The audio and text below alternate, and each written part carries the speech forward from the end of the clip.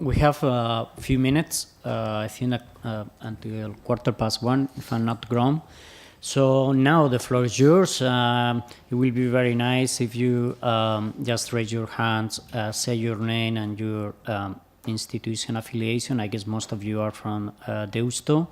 But regardless, you have two great presenters this afternoon, so it will be great if you have now great questions for them.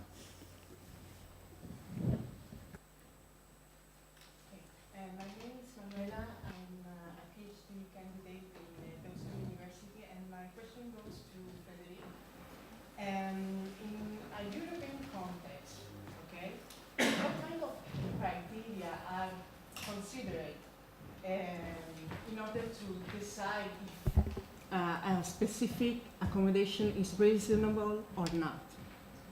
And under which kind of point of view? Because, for example, for some countries, being judged under the Sharia law, it's reasonable, or keep a kirpan, which is the knife of the Sikh community, is reasonable. So, how Europe decide, and under which kind of criteria? You know, I don't know if yeah.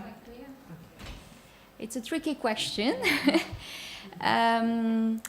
Let's say that compared to the Supreme Court in Canada, the European Court or the European Convention of Human Rights is a minimum standard, yeah? And the court doesn't really have the same role as a Supreme Court in this context. So it's quite difficult to make a comparison between these two systems because one is really intergovernmental, the other one is federal. And plus, depending on the matter concerning the Roma issue or the religious issue at least, the court has always said there's no consensus on these issues around Europe. So the parameter, the first thing that the court says in all its case law is there's no consensus, we are not the best place to make an assessment of the situation. It's the national authorities which are better placed to make this balance of interests. And plus, the court says, well, we give a wide margin of appreciation to the states in this context. So you see that, let's say that it's not the Joker card, but it's not far from that concerning the European Court of Human Rights. My feeling is that, as we have seen it in Jakubski versus Poland case law, the one about the prisoner, the Buddhist prisoner, or even in Munoz Diaz versus Spain case, what is the most interesting is that when the national authorities are really in bad faith, they promises things or they really are reluctant to give an accommodation which doesn't give any efforts to them. So in this context where there is a legitimate expectation from the victim because she had rights, we gave her some rights for 9 years, and after a certain time we decided to stop these rights. Or in the case of Jakubski's, where this guy just wanted to have a meat-free meal, but he didn't ask for any specific meal with a specific preparation. So in these cases, of course, it's unreasonable for the European Court, but you see that the standard is quite low, but it's really hard to compare this case law with the one of Canada because of what I told you about these two legal systems.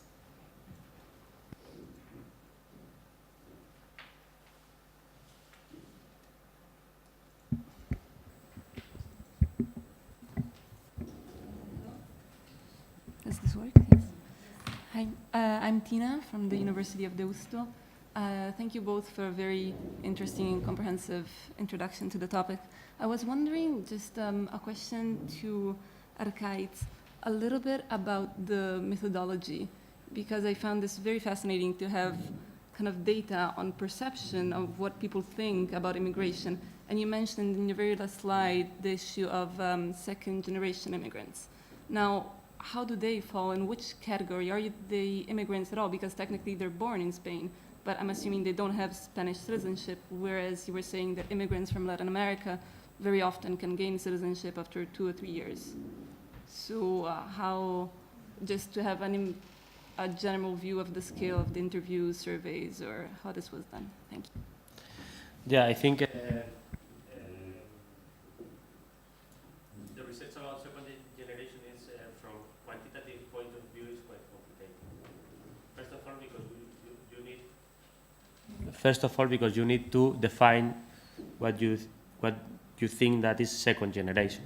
I mean, is second generation a guy that arrived from Quito with 15 years, or second generation is one child that born in Basque country with and the parents are immigrants.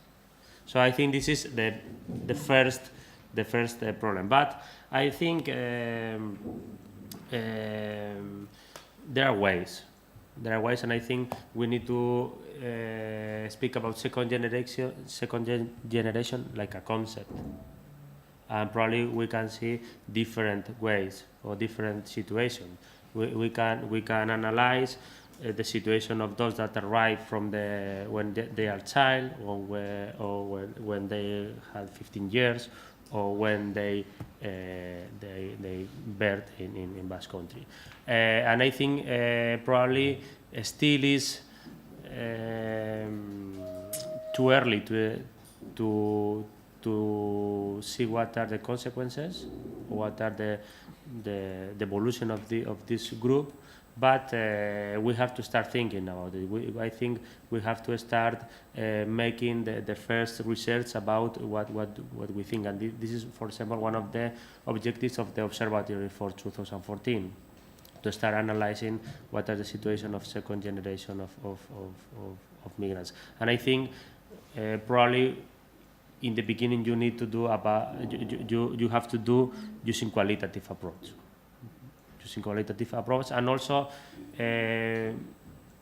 analyzing the situation with the school analysis also, not only I think here the situation in the schools is key factor to see how our society is working with this collective.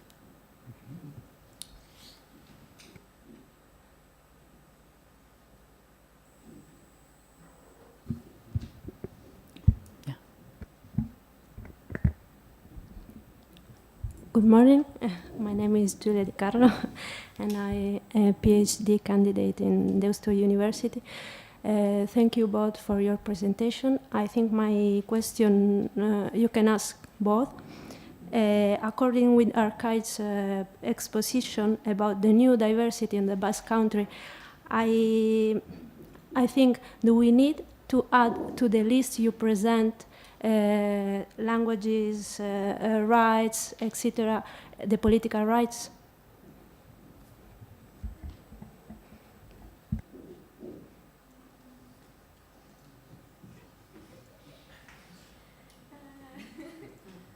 Why not? But it's not very specific to a community in itself. I mean, it has to do with nationality and citizenship.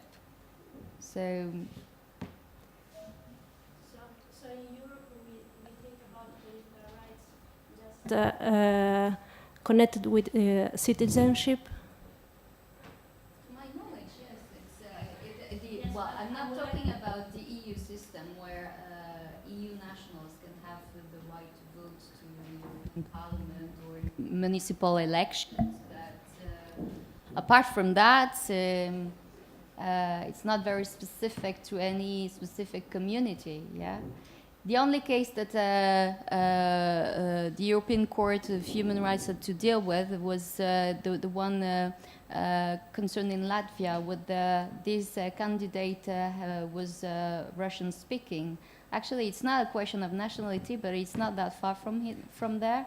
And the court is quite severe because the court decided that Article 3 of the Protocol 1 was not violated in this case. So maybe you can add this fourth criteria, but I'm not quite sure whether you would fit actually.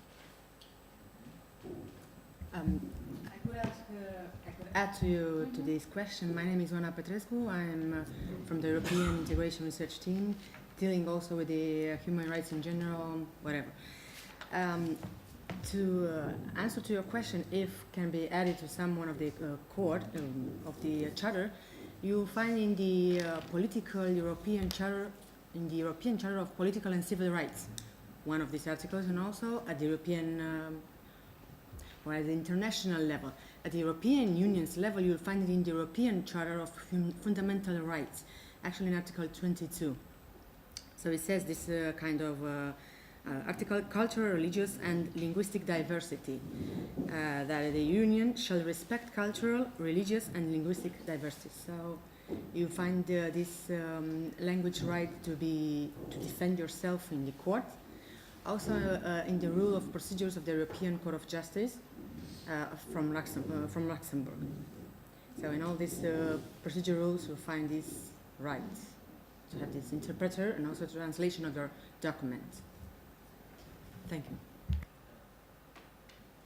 Maybe maybe we have to distinguish from a legal point of view what you mean by political rights. Political rights in their legal meaning are the rights to vote and be voted, or to stand for public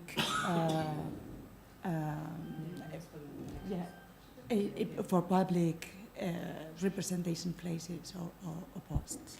And those rights are normally linked to nationality, though in the European Union there are some conventions for which you can vote to the European Parliament, for example, or in local elections, even if you are not a national. And then you would have what you could call a right to participate in political life. Mm. And in there, you can go through the right to association, or the right to public expression, the right to information, to give and receive information, and so on and so forth. And then you could ask, are foreigners in general, not only immigrants, but foreigners, entitled to the right to political association or to form political groups as national as? Because this is one of the questions, the limits to human rights, to what is considered human rights, which were thought initially in 1948 in national terms. The one violating human rights is the state, so it's nationals that have to defend themselves from the state.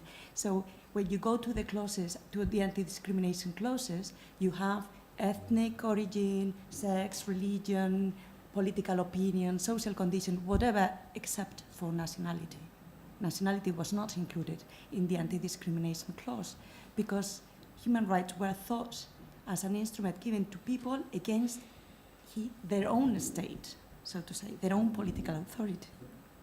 So if that can help. But you could move along other rights that lead to the expression of political participation in society, I would say. But in legal terms, political rights are another set of things, and that go through nationality lines.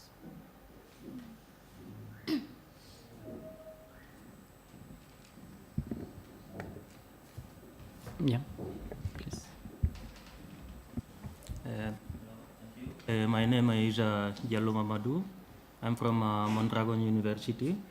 So I would like ask to Arkaitz about the immigration. I see the data, And I think the question is from the national people. You ask them how they see the immigrant. And I would like also to know if sometimes you ask also the people, the foreign people, what they need, or I don't know, what they expect with their stay, their journey in the Basque Country. Yeah.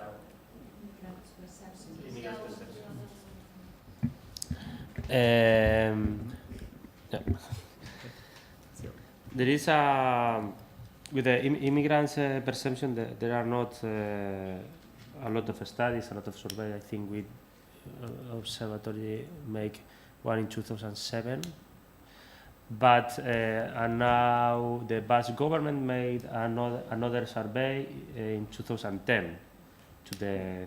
But this survey was more related to have a really good radiography about what's the situation of immigrant collective in Basque Country.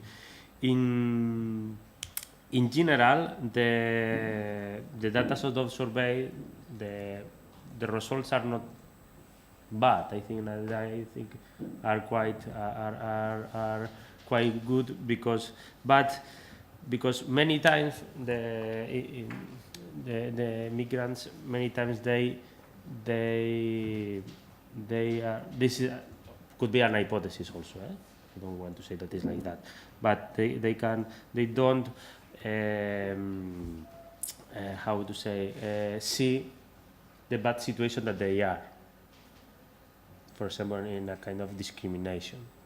Many times, when we ask in issues like a labor market, we try to analyze if they feel discriminated in the labor market, no.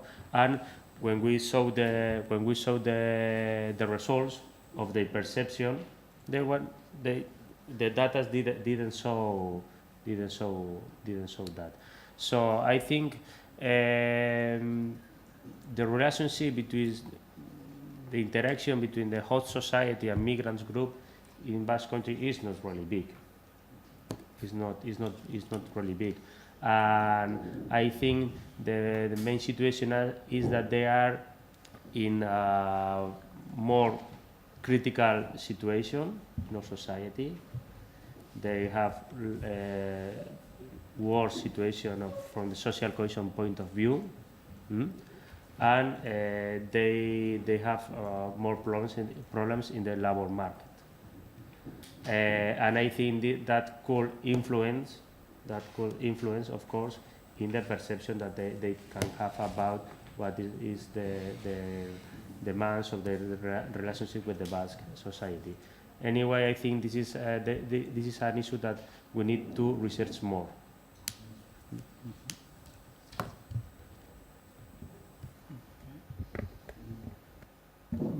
Any other question? If not, I have one question. So, well, basically, it's for Arkaitz, following up, I guess, the complex design of survey. I'm wondering if you have correlate the data between the birth of place of the responders with the tolerance attitude, because that goes hand in hand with the identity issues that you displayed before and the political allegations that follow up regarding being Basque nationalist, Spanish nationalist, and so on. Because normally what we gather, at least on the papers, is that there is always an explosion of social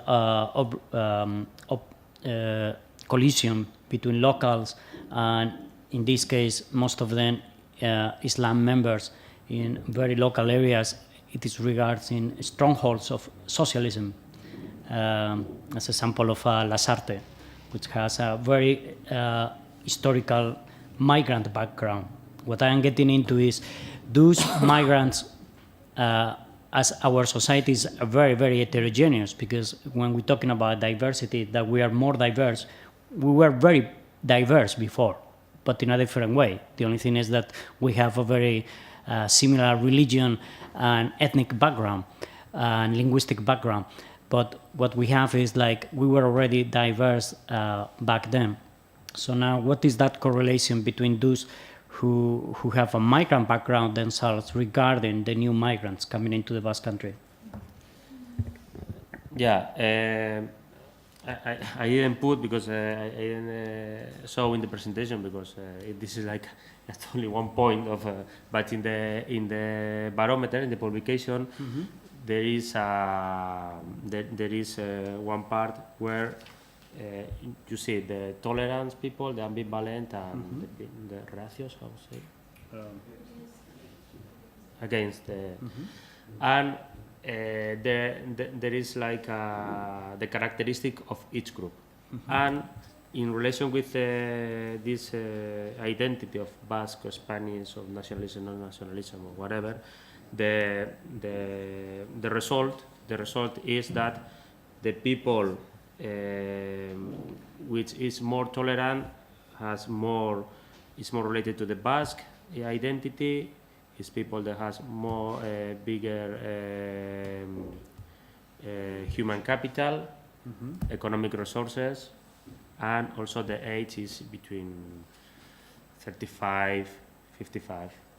And the people that is more against immigration is more Spanish identity feeling, less resources, and old people. But I think we have to relate. You say this. We were. This is. I think it's not that people that think that feel Basque is better and the people that think Spain is worse. No. Here this is the class, social class factor is key. Why? Because if we relate this migration with the migration that arrived to Basque Country in 50s and 60s. From other parts of the Spain, that mainly they settle in some neighborhood of cities. For you put one example like Lasarte. We can think about I don't know all the Baracaldo, Sestao, or whatever. If we analyze the social structure of Basque Country, and we analyze the identity feeling of this social structure, we can find, I think my hypothesis is that there is could be a quite big, not completely, but quite big relationship between working class, social class, and Spanish identity. Could be a quite because one part of our social structure in Basque Country is the result of the migration in the 50s and 60s. This is, so I think here we have the identity issue, but also we have, for me, more important the identity issue is the social class issue and this competence in the lower part of the stratification. The competence with social benefits, the competence in the labor market position, and also the competence in the scholarship to the school or whatever. So I think it's more complex. It's more complex than only the identity perspective. Thank you. It's for you both, and thank you for your presentation.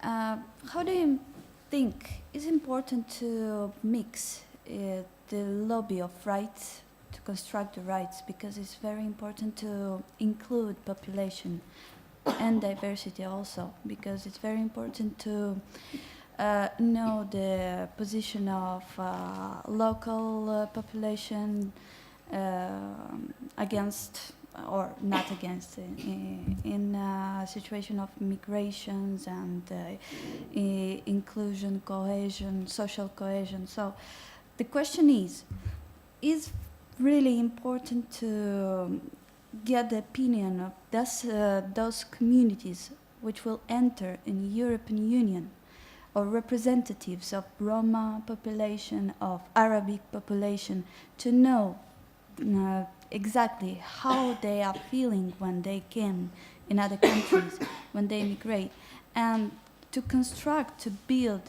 the new lobbies about diversity law. Because this is very important combination between sociological part of investigation and the right part of construction of policies. Because if someone will build these policies, does he will know what is the most important to be integrated for Roma individual or for Arab country individual? What is the most important for them when they can, like new persons in new states of European Union?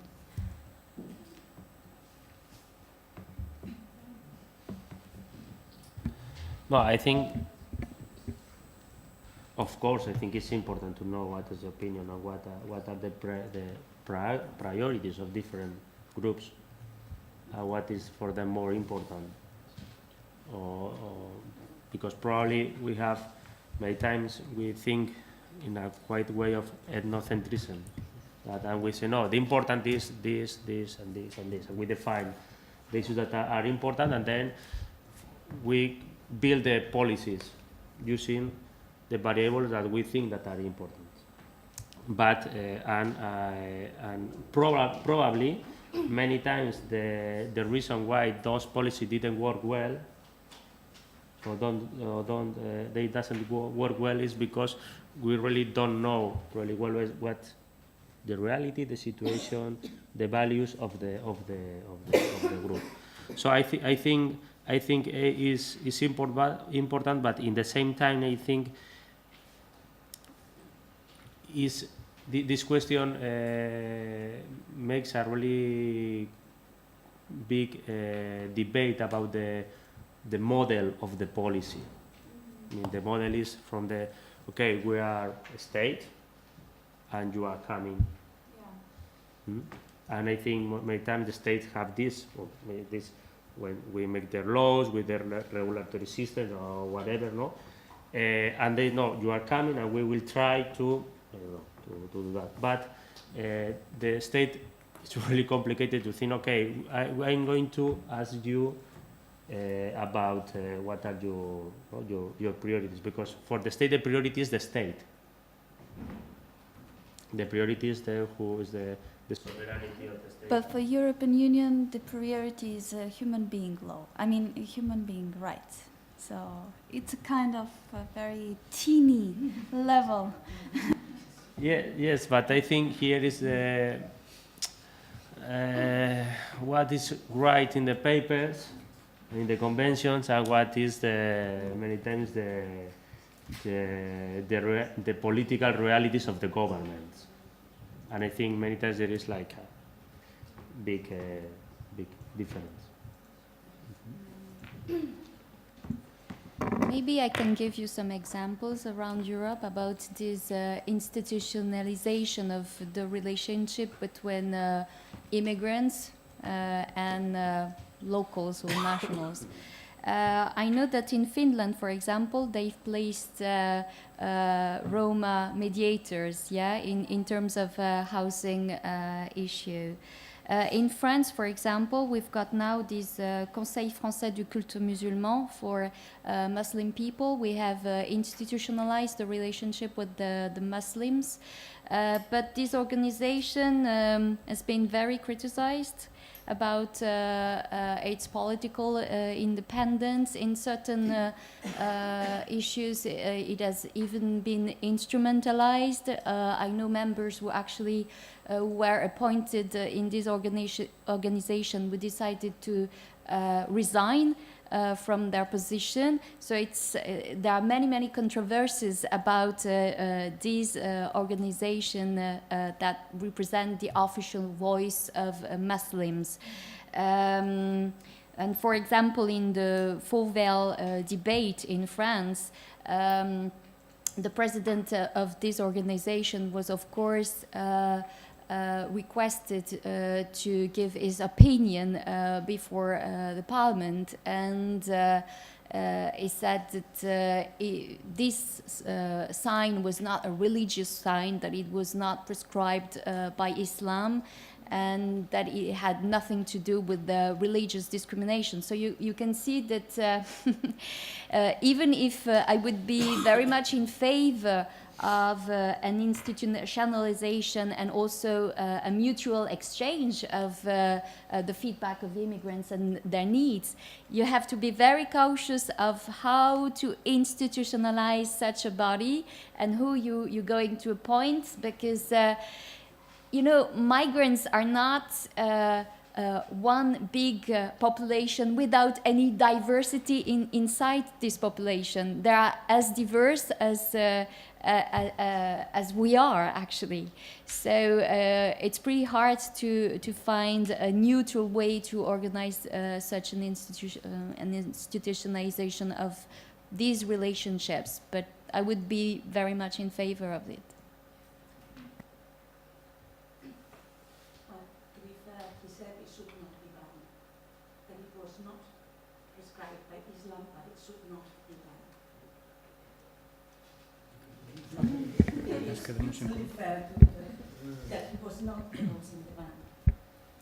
Okay, good. Thanks a lot for papers, contributions, and questions. Now we have to stop here because we have to go for lunch. It has only been the appetizer of the discussion. So we go for lunch now all together. So you are all invited to have lunch with us. And the idea is precisely to facilitate discussion also in an informal way. So please take advantage of the presence of our guest speakers. So you can discuss during lunch. You can shift the languages if that facilitates the discussion. Maybe Spanish, Basque with Arkaitz, and with Frédérique in English, but also her French.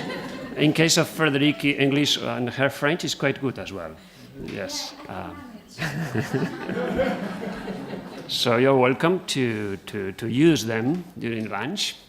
And lunch will be served in the library, in the refectory of the library building. So we'll go all together. And this room will be locked in 2 minutes, so don't stay inside. But you can leave things here. Okay? We'll be back at 3 p.m. in this room. Okay?